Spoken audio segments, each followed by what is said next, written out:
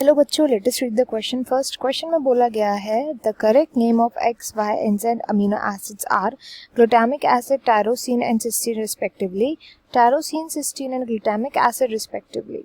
Cysteine, tyrosine and glutamic acid respectively and cysteine, glutamic acid and tyrosine respectively. तो यहाँ पे X Y and Z structure बताया गया है, इसके इन स्ट्रक्चर्स के हमें नाम बताने हैं, क्या क्या नाम है रिस्पेक्टिवली।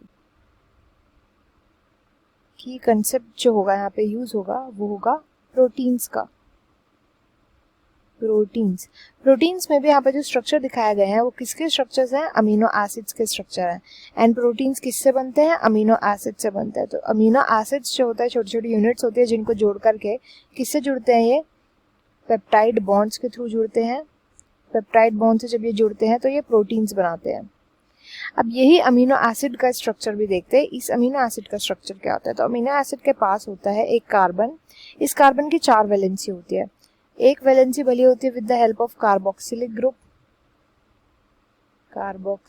ग्रुप। एक भरी होती है बाय अमाइन ग्रुप या अमीनो ग्रुप।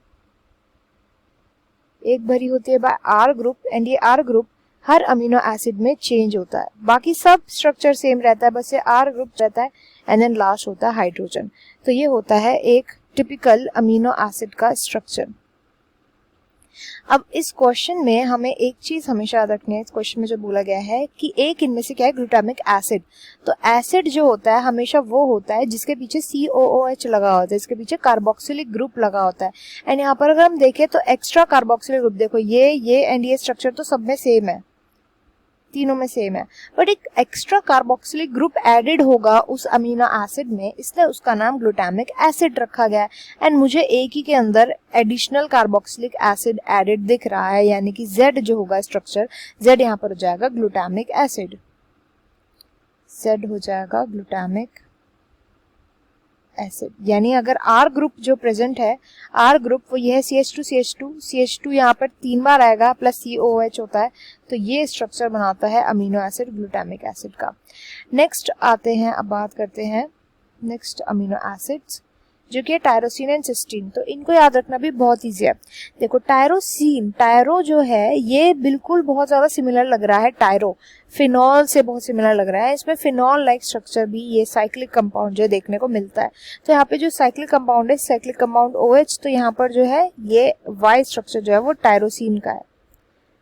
टायरोसिन का यहाँ पे स्ट्रक्चर है ये वाई वाला, वेयर एज जो एक्स बचा हुआ है वो सिस्टीन का है। सिस्टीन का कैसे करके याद रखना है? तो सिस्टीन में SH आ रहा है एंड स आवाज आ रही है, तो सिस्टीन में स एंड सिस्टीन इसका SH का S, तो ऐसे करके याद रखना है। तो ये स्ट्रक्चर जो हो गया ये हो गया अमीनो एसिड X जो है ये अमीनो एसिड सिस्टीन का स्ट्रक्चर है।